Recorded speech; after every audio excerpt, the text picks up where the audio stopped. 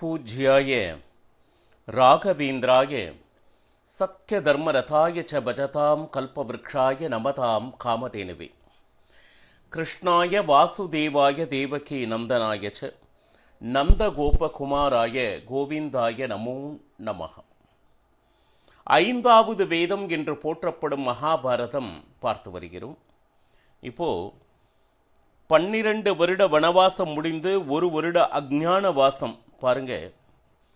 சுமார் 10 மாதங்கள் நிறைவடைந்த நிலையில் அவரவர் அகத்து தகுந்த அந்த வேடங்களை தாங்கி யாருக்கும் எந்த விதமான சந்தேகமும் ஏற்படாத மாதிரி நாட்கள் நகர்ந்தன. அப்போ கீச்சகன் எதிரி நாட்டுடன் படைக்காக சென்றிருந்தான் போருக்கு. அவன் திரும்பி வந்தான்.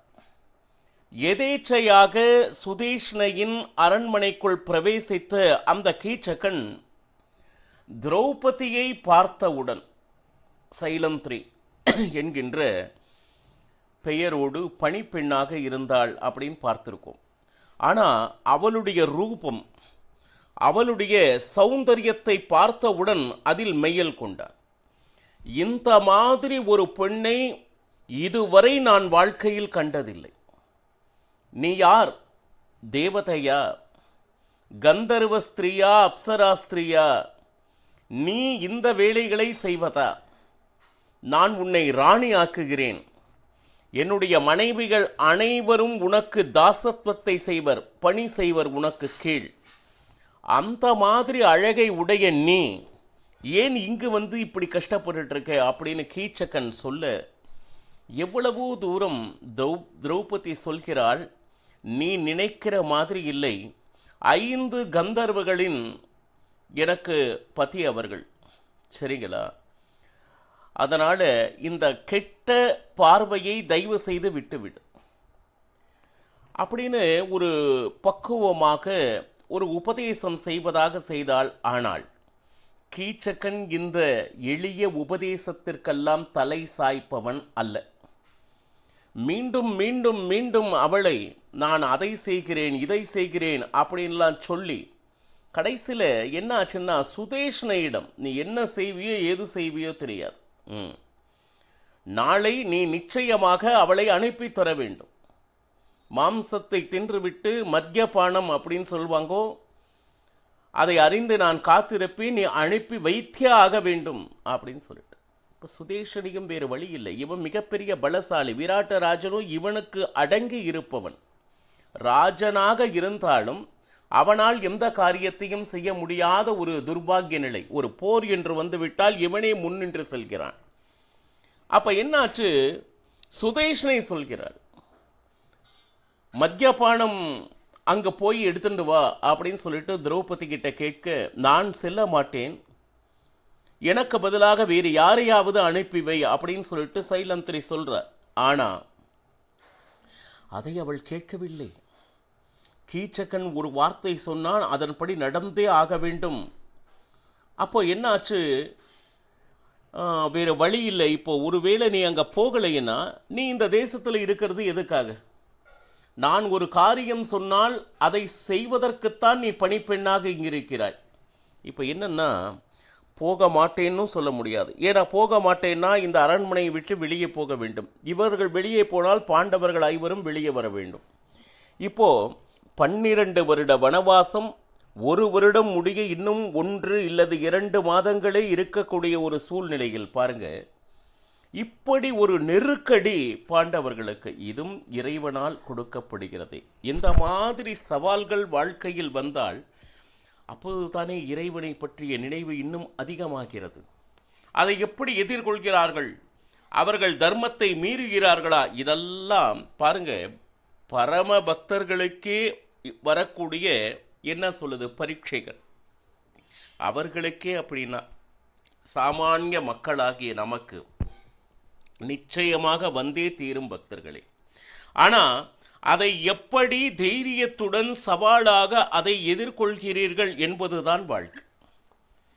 வேறு வழி இல்லாமல் அவள் கண்டிப்பாக செல்லவே வேண்டும் என்கின்ற ஒரு நிர்பந்தம் ஏற்பட்டவுடன் 45 நிமிடம் சூரியனை நினைத்து, ஏன்னா இப்போ கண் முன்னாடி பிரத்யக்ஷமா தெரிபவன் நீ ஒருவனே. சகல தேவதைகளையும் பிரார்த்திக்கும் பொழுது பாருங்க, நான் இப்பொழுது மிகப்பெரிய ஆபத்தில் இருக்கிறேன். சரி, இந்த ஆபத்திலிருந்து நீ எப்படியாவது எனக்கு சகாயம் செய்ய வேண்டும் அப்படின்னு சொல்லிட்டு சூரியனில் உள் இருக்கக்கூடிய சூரிய நாராயண தேவனை நினைத்து அவள் பிரார்த்தனை செய்கிறார். எப்பவுமே சூரியன் ரதத்திற்கு பின்னாடி அந்த ரதத்தை தள்ளுவதற்காக ஹேத்தி என்கின்ற ராட்சசன் என்றும் இருப்பான். சூரியன் என்ன செய்கிறான், அந்த ஹேத்தி என்கின்ற ராட்சசனை திரௌபதி கூட அனுப்பி வைக்கிறார். அவன் பின்னாடியே வந்து கொண்டிருக்கிறான். அவனுக்கு பலம் மிக மிக குறைவு. அதனால் வாயுதேவன் அவனுக்குள் இருந்தான் அப்படின்னு மகாபாரதம் சொல்கிறார். இப்போ இதில் என்னன்னா, அவன் வந்தான். இப்போ அந்த புறத்திற்கு செல்கிறான். செல்லும் பொழுது ஆஹா, உடனே அந்த கீச்சகன் பார்த்த உடனே என்னுடைய ஆசை நிறைவேறப் போகிறது என்கின்ற ஆசையில் வா திரௌபதி அப்படிங்கிறான். மீண்டும் அவள் கூறுகிறாள், நிச்சயமாக உன்னுடைய குலமே நாசமாக போகிறது உன்னுடைய இச்சையினால்.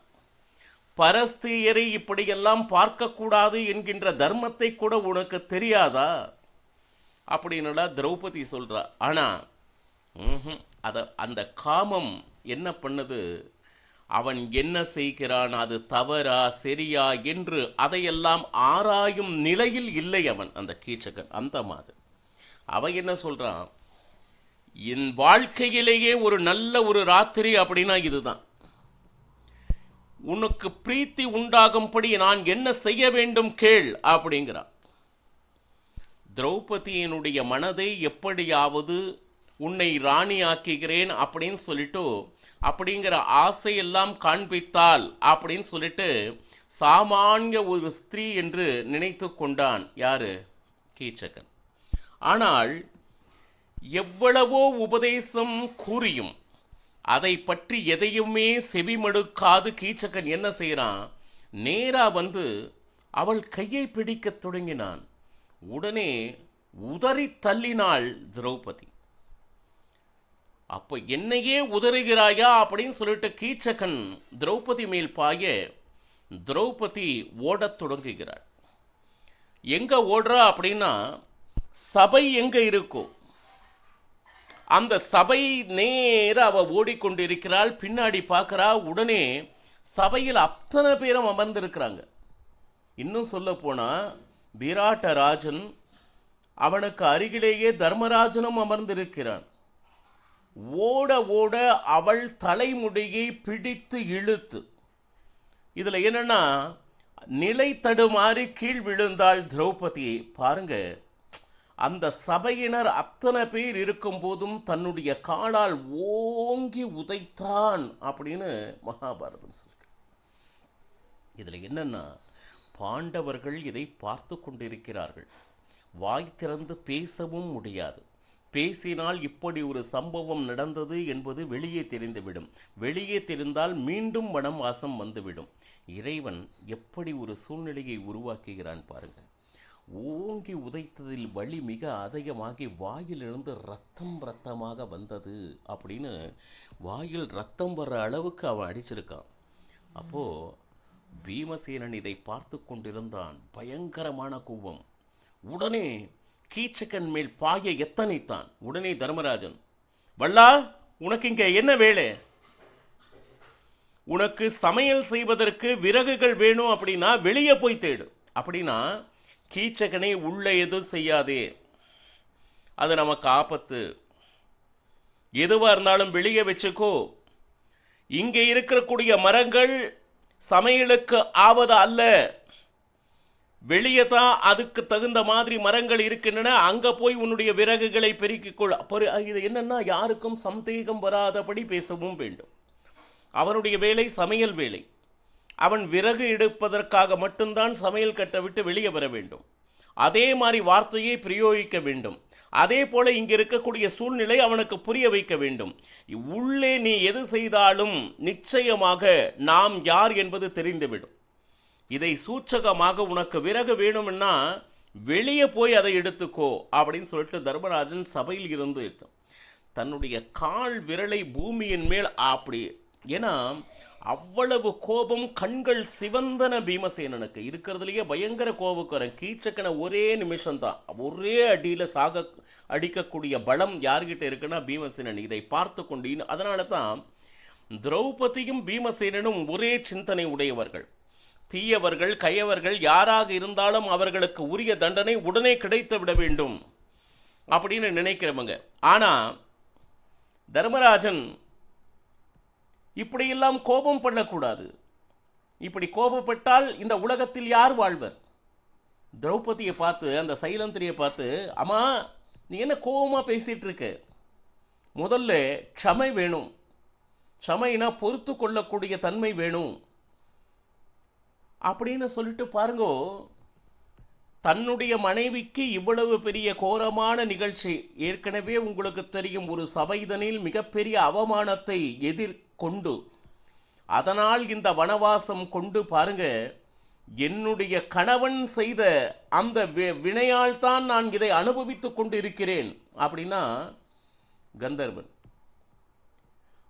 தன்னுடைய பகடை ஆட்டத்தில் அனைத்தையும் இழந்தவன் என்னுடைய கணவன், அதனால தான் என்னுடைய நிலைமை இந்த மாதிரி இருக்கு அப்படின்னு சொல்லிட்டு கந்தர்வனை சொல்வது போல் தர்மராஜனையே அந்த சபையில் கூறிக்கொண்டு இருந்தாள். ஆனால் யாருக்கும் தெரியாதபடி தர்மராஜன் பீமசேனனை பார்த்து பேசுகிறான். ஆனால் பீமசேனன் என்கின்ற அந்த வளலா என்கின்ற அந்த சமையற்கலைஞர்கிட்ட பேசுற மாதிரியே இருக்கும் சபையில். ஆனால் ஒவ்வொருத்தரும் மறைமுகமாக தங்களுக்குள் பேசிக்கொண்டு இருக்கின்றனர்.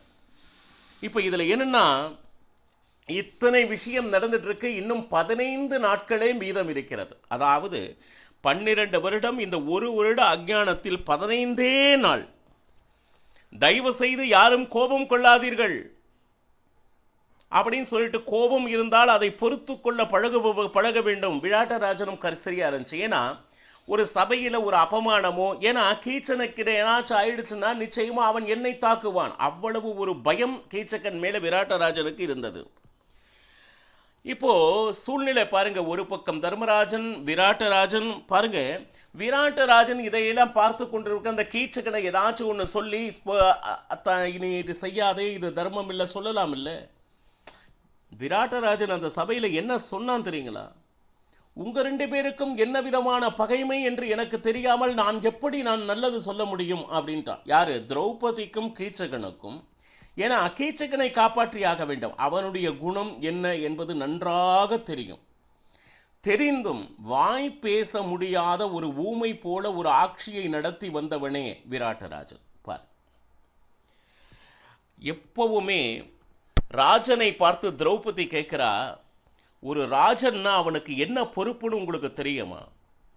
அந்த ஊரில் இருக்கக்கூடிய பிரஜை யாராக இருந்தாலும் அவருக்கு எந்த ஒரு ஆபத்து வந்தாலும் அதை காக்கும் பொறுப்பு ஒரு ராஜனுக்கு உண்டு அப்படிங்கிற ஒரு விஷயத்துக்கு கூட உங்களுக்கு தெரியாதா? சரி, தன்னுடைய வீட்டவர் மட்டுமன்ற, வெளியே யார் இருந்தாலும் தன்னுடைய பிரஜைக்கு சமமாக பார்க்க வேண்டும் என்பதுதானே ராஜநீதை. இப்போ திரௌபதி நேரா விராட்டராஜனை பார்த்து, பாருங்க, நான் என்ன தப்பு செய்தேன்? நான் எந்த தப்பும் செய்யாத, என்ன சொல்றது, நிரபராதி அப்படின்னு சொல்றேன்.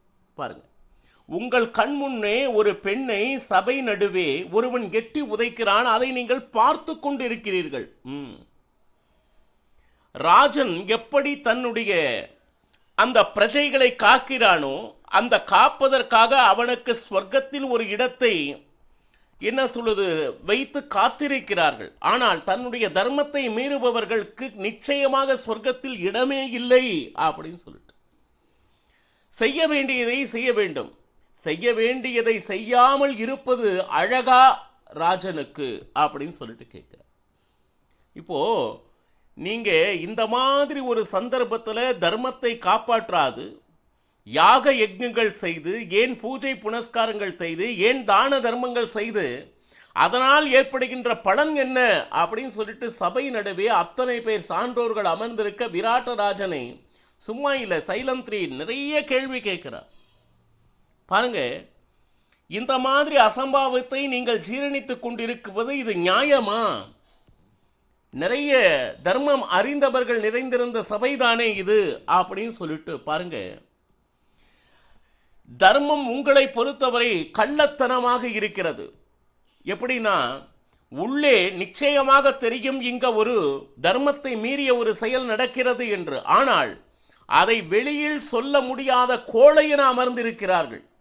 அப்படின்னா தர்மம் தெரிந்தும் அந்த தர்மத்தை என்ன சொல்லுது, ஸ்தாபிக்க இயலாதவர்கள் இந்த சபையில் இருக்கிறார்கள் அப்படின்னு சொல்லிட்டு சரமாரியான திரௌபதியினுடைய கேள்விகள்.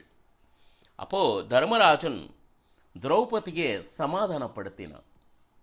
பாரு, எல்லாம் சரியாகிவிடும், ஒரு 15 நாள் கொஞ்சம் அமைதியாக உன்னுடைய கோபத்தை பொறுத்துக்கொள். ஏன்னா அவன் என்ன சொல்றா, இன்னும் ஒரு வருஷத்துக்கு இன்னும் 15 நாள் தான் பாக்கி இருக்கு. இப்ப கோபத்தை வெளிப்படுத்தினால் நிச்சயமாக நாம் அனைவரும் அந்த வேஷத்திலிருந்து வெளியில் வர வேண்டும், அனைவருக்கும் நாம் யார் என தெரிந்துவிடக்கூடும் அப்படின்னு சொல்லிட்டு சபையில சூட்சகமாக மறைமுகமாக எச்சரித்தான்.